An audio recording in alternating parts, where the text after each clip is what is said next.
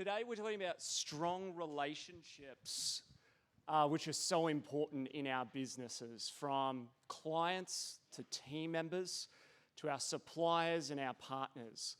Being able to navigate the relationships that we have where there's trust and equity built so that we can have candid conversations, and if you followed the 5 dysfunctions of a team, really move up that pyramid so that we can be able to have robust discussions and really create the breakthroughs that we want in our clinic.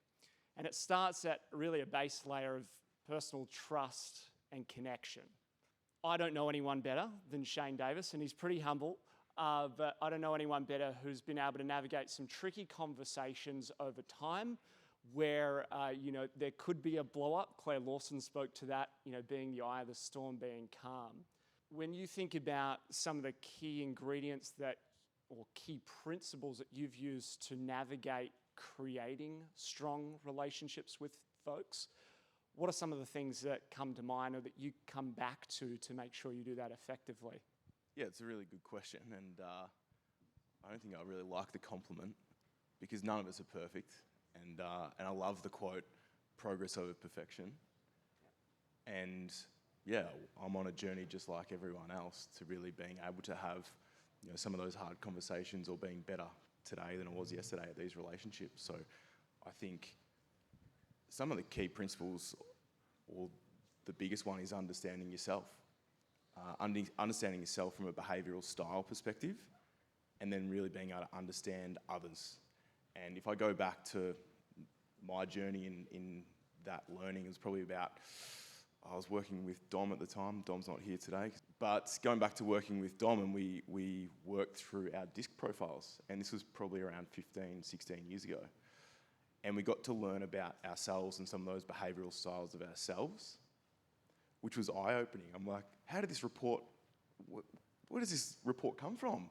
This is reading me. This is me.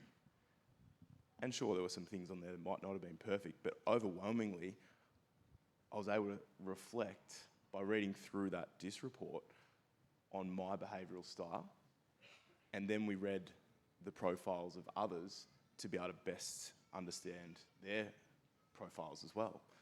So in understanding others, it was a light bulb moment for me in being able to, I'll say then, be a chameleon and to look to match and marry where someone is at, and then pace and lead back to where the conversation needed to be or needed to go.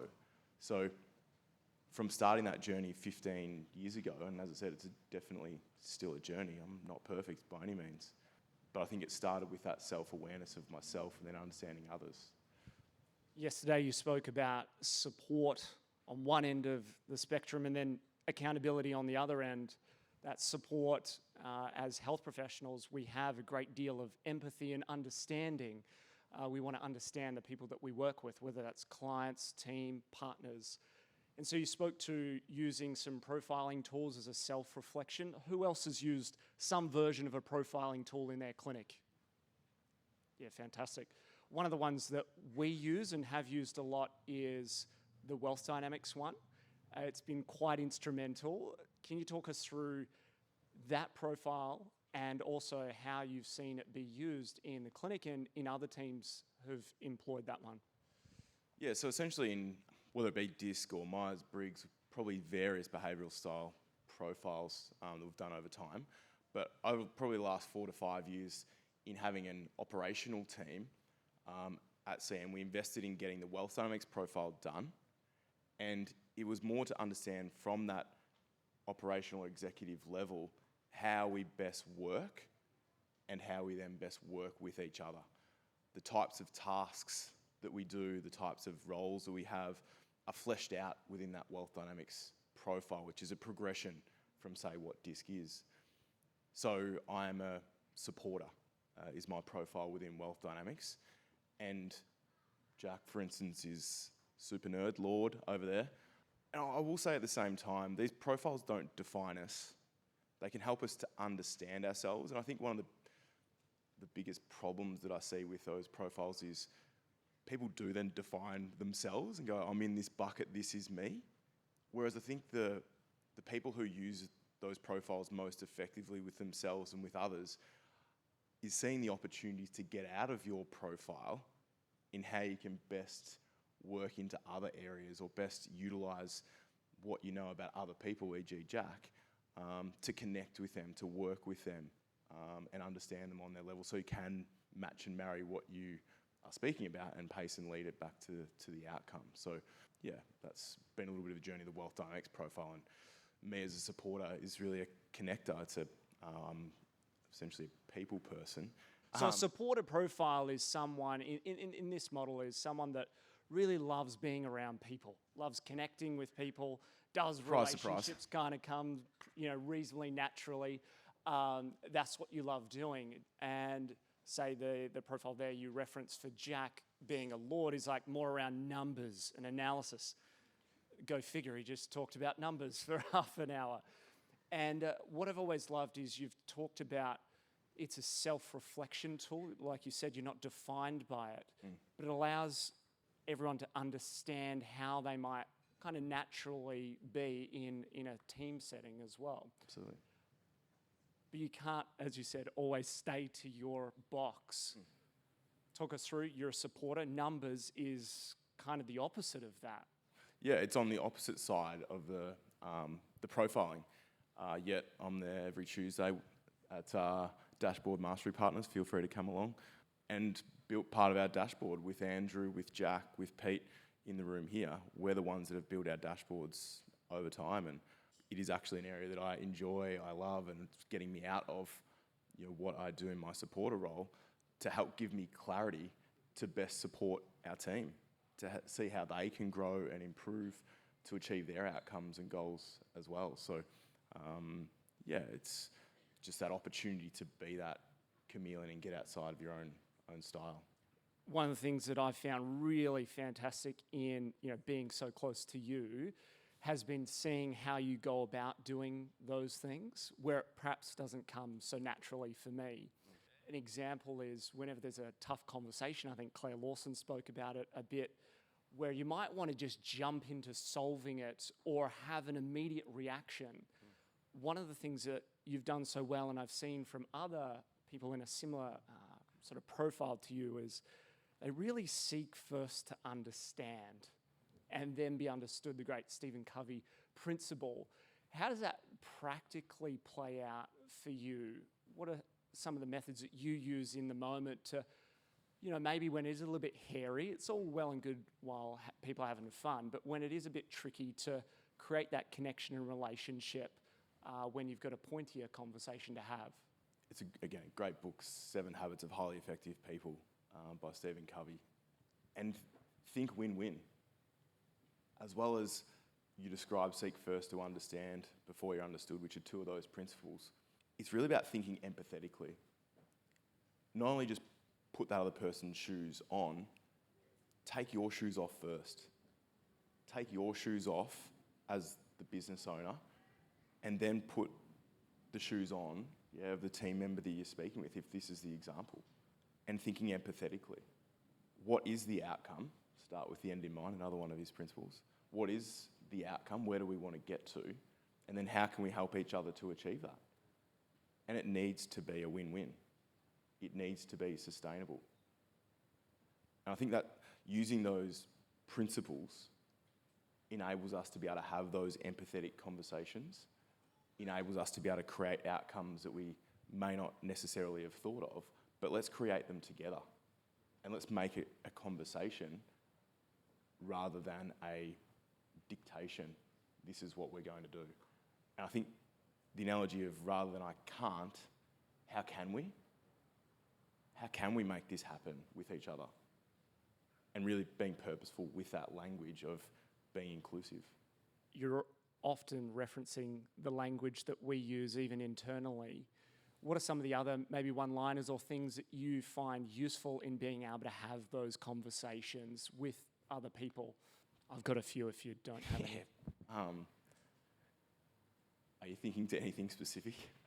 It was a very leading question. Yeah, it was. I'm good at those. The tell me more and help me understand. Yeah. Just walk us through using lines like that, they're just so simple Yeah. that really invite and sort of, if there is tension, really diffuse it very quickly.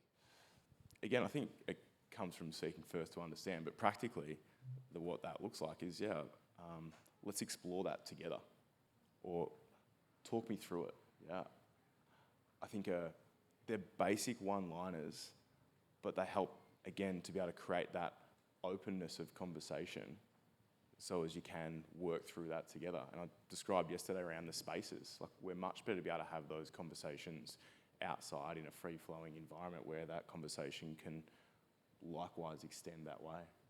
One of the things that I think you do particularly well, I've given you my win a few times, is that when we're talking about communication styles, especially when it is tense, you really slow your pace down. That irritates you too. Hurry up with your wins, mate. Get it done. I think that's important because, my preference is like, jump in, let's like have a chat. But what I really love, there's these just simple things that we can do that just with a bit of awareness, I think can really change the game for the quality of relationships that you have.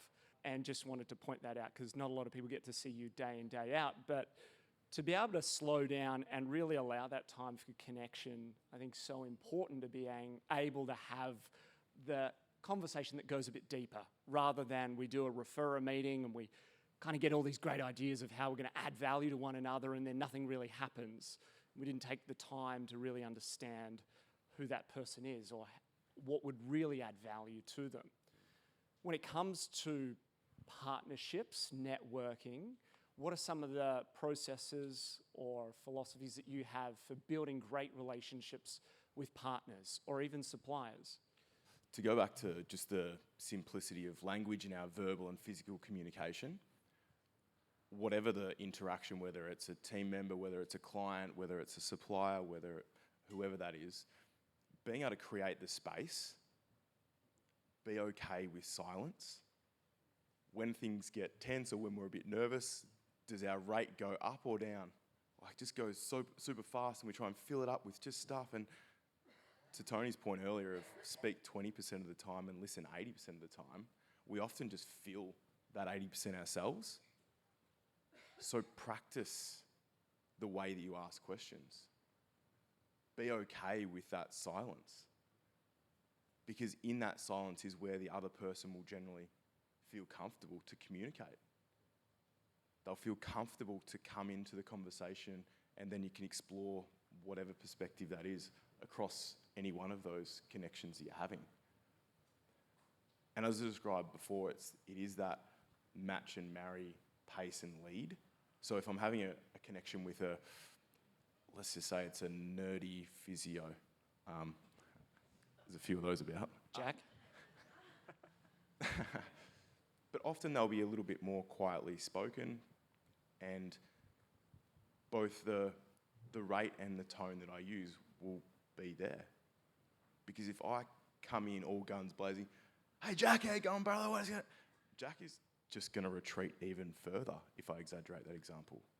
Whereas if I'm slow, if I'm purposeful, and I'm from even a volume perspective where he is, then I'm matching and marrying him, and he feels comfortable.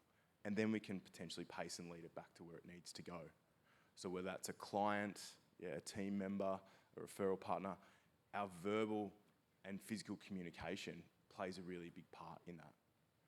Even using slow and purposeful hand gestures rather than kind of this when we're speaking with anyone. Really welcomes that time of communication. So I think, just if I extend on what Tony said earlier around inch wide and mile deep with those partners, and essentially can be any one of those, but I think the temptation is there, and I remember doing it back in the day with Dom. I go back to those Dom days, but taking a plate of Subway down to the local GP clinic and getting, putting it in the lunchroom and having these GPs kind of fly in, fly out, grab a bit of Subway and go back into their room. Go, "Who are you?" "Oh, Shane from podiatrist down the road." "Oh, yep, good. See you later." And they just keep going. And it's the most awkward thing you do for half an hour, yet you're trying to get in front of these GPs. And I know you've got to start somewhere, particularly when there's cold relationships. But I'd suggest with any number of these things, let's explore the relationships that we have already, who are in our network that we have at the moment, who may know a GP in Geelong or down the road, who can help us to connect with that GP and connect with them in a meaningful way, not with a plate of Subway. So it might be that Ben's mates with Jimmy, the GP, and Ben plays golf with Jimmy once a month. And that I can use Ben's relationship with Jimmy to add value to Jimmy, as a simple example. But I'd much rather have that inch wide and mile deep to a point where over time I can connect with Jimmy, or I can play golf with Jimmy, or I can go down to parkrun on a Saturday morning and go for a run with supplier, client, team member, etc. I think it's interesting that a lot of the time when we ask, would you classify yourself as being confident, maybe even capable at doing referrer nurturing as an example, whether that's you or your team members, they might go, nah, not really. But at the end of the day, we do it so well with our clients. We sit there and we listen about them. We take notes so that we remember their kid's name or their dog's name, and we know what's meaningful for them so that when they come back next time, we're able to take care of them. It's the same process rolled out to our team. We're just doing it in a desire statement and documenting that. Same when we do it with a referral partner. It's really the same skill set, just applied in a different environment to a different person. When it comes to team members, some of the stuff that we love doing is capturing their desire statement. Can you just give a little bit of an insight as to what a desire statement is and where it comes from? I know some folks have them rolled out fairly thoroughly, others are just starting that journey, but could you share what a desire statement is and how you go about capturing quite an insight and at times quite a vulnerable thing to do with your team members? Yeah, essentially, desire statement is our goal setting, and being able to do goal setting with our team members and being able to explore what is their version of success. It's not yours, it's not mine, it's what's their version of success. And so as we know, those goals that are written down are the ones that we consciously and subconsciously can work towards, and where, I'll make the stat up, but 95% more likely to achieve the outcome or goal if it is written down. And the reality is people spend more time planning their wedding day than they do their own life. So being able to explore that conversation with our team members in a meaningful way, it feels good and it's helping them. And I think the most important thing is it does need to come from a place of care, because if it is just a box ticking exercise, let's do this, so get your desire statement done, it's not something that they're going to genuinely buy into either. So make sure it is coming from a place of care and then explore that together. And going back to that slide yesterday in terms of the accountability slide, often there'll be vagary in the first iteration of a desire statement or life by design or progress and planning session. My suggestion would be review our desire statements that we have with our team. What can we do to level them up? What can we do to run them through a smart goal filter to make them more objective? So rather than, I'd love to move out of home, might be a goal. It sounds awesome, Benny. Like, whereabouts do you want to move to? I'm like, I don't know, maybe, Glenelg or Henley, or just out of home would be good. I'm like, well, this is your desire statement. If you had the choice, this is your choice. Where would you prefer? Is it Henley or Glenelg? What would you prefer? And so getting really specific with what that looks like can help them to explore that, and it can change. So you can just go through that with them. Your desire statement can change today, tomorrow, next week, whenever. It's not set in concrete, it's your version of success, but let's get it out onto paper now. We're going to take some questions from the room. If you do have any, we're going to pop a thread in the Slack channel. Just any questions you have about navigating relationships, partnerships, connections with team, suppliers, clients. pop that in the thread and we'll read those out. But Shane, you've got a few more things to cover here. Well, yeah, I was going to, one of the relationships that I think we often forget about is our suppliers. When's the last time that we thanked our suppliers? When's the last time we picked up the phone and set up a meeting with them in person, on Zoom? Hands up who does that with their suppliers. Good work. It's probably less than 5% of the room. Is that fair? Yet we invest so much money with them over time into equipment, into consumables, and I'll say our landlords. When's the last time we had a coffee or a lunch with our landlord?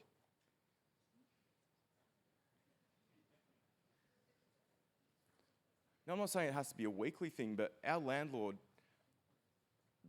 I'll go back to a story of when we first opened, and when we opened, this is down the Ballerine, it was a 15 rooms and a rehab gym space, and put my application in to lease this building and met with the landlord, Craig Scott, and he has since told me, and he said, "What's your vision for this space?" And I said, "We want to be sports medicine centre for the Ballerine community so that people don't have to travel into Geelong. They shouldn't have to go to Olympic Park Sports Medicine Centre in Geelong.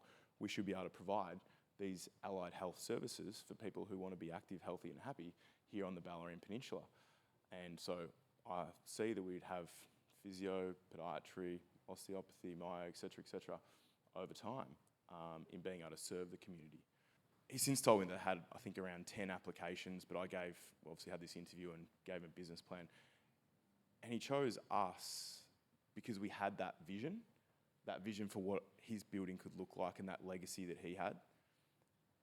And during that time, he helped us. We had a hand-in-glove relationship where we essentially paid more and more rent, but he supported us through that, particularly through that first 3 to 4 year period in being able to progress up to utilising all 15 rooms. He has helped us in about 4 or 5 other properties around the Ballerine Peninsula and Geelong in particular, either himself in owning those properties or the friends that he has also have investment properties and we've leased off them. And he said, "You should get these guys because they're great tenants, they're great people, etc." And I probably play golf with Craig, once every couple of months now, and it's a meaningful connection that we have. And during COVID, do you think it was good to be able to have him to go, "This is where we're at," and I'm open and honest with him as to how we're going. Would you be able to support us? And he's like, "Absolutely, I'll support you." And that's very different to some of the other conversations that we hear, which are quite transactional. Now, I'm sure not everyone can be a Craig Scott, but that didn't just come with a during COVID, we're struggling here call. That came from having a meaningful connection with him over time. And I talked to, obviously, Craig Scott in that landlord example, but with Mark from Brigitte, originally met him in doing a ride from Echuca down to Port Fairy. And similarly, we get them a gift at Christmas and a handwritten card, and just to say thanks for being legends and basically doing what they do, but just appreciating that. And so when it comes to prioritising us, I'd hope, as a team or a business, I feel like we do get prioritised because we have a really good, meaningful relationship with them. Shane, is around team members that, when going through the desire statement process, perhaps don't want to share some of that personal information, or maybe they're not quite telling you the full truth, that they want to go travelling for 6 months and you don't want to hear it. How do you go about having that conversation when you sense there's some of that resistance or they're not really telling you the full truth? I think it's a bit of a reality that's going to happen. Again, I'd say number one, start from a place of care. Just make sure that you genuinely care about creating a win-win. And I'd explore those things and use them as examples. Even if it is, like, I'll just have the discussion, it's like, you can put anything on there, whether that is to buy a house, move to Queensland, go travelling for 12 months, go and set up a business, buy into the business. I want you to put those things on there that excite you, that you want to work towards. It is your version of success. and almost use those things as examples, yeah, so as we can work together to achieve them. If it's next week that you want to go away for a year, yeah, that's not really a win-win. But if that person wants to go away for a 6-month, 12-month period and we can plan it out to happen at the start of 2024, how awesome would that be if we can work together on that solution or that outcome rather than it being, you know, I'm leaving in 2 weeks' time. So I think you can, sure, you don't want to leave, but you can create that win-win with them. One from Teresa and Carl here, which is, as a director of 33 people on the team now, getting through 33 deep conversations could be a little bit tricky. Is that something that you would give the responsibility to a leadership team, or do you suggest as a business owner that you should be doing that? Who's best? Yeah, that's a really good question. 33 desire statement conversations is a lot. Like, I'd suggest that's probably unsustainable. I think to Jack's point earlier, I'd say we want all of our team to think like a business owner. We want all of them to be able to understand about the context of numbers, etc., their own numbers, etc., where we're going as a team. And I think this is an extension of it. So being able to have a leadership team in that example where they're able to work through in a meaningful and purposeful way the desire statements with the humans that they're mentoring would be where you want to progress to. Fantastic. Well, that's a wrap on this session. I really love the distinction of investing not just in your team or clients, but partners and suppliers is something that I hadn't really thought of until you shared it with me a few years back. Just awesome to be able to be human with the people that we work with, whether they're literally in the four walls of the clinic or beyond, in some way they're connected. Nice. Just before we go, and as an action, I'd love to know who are 2 or 3 people that you want to make a meaningful connection with, that you already have a connection with, but you want to consolidate or progress that relationship, whether it be a supplier, a referral partner. Who are 2 or 3 people that you want to progress your relationship with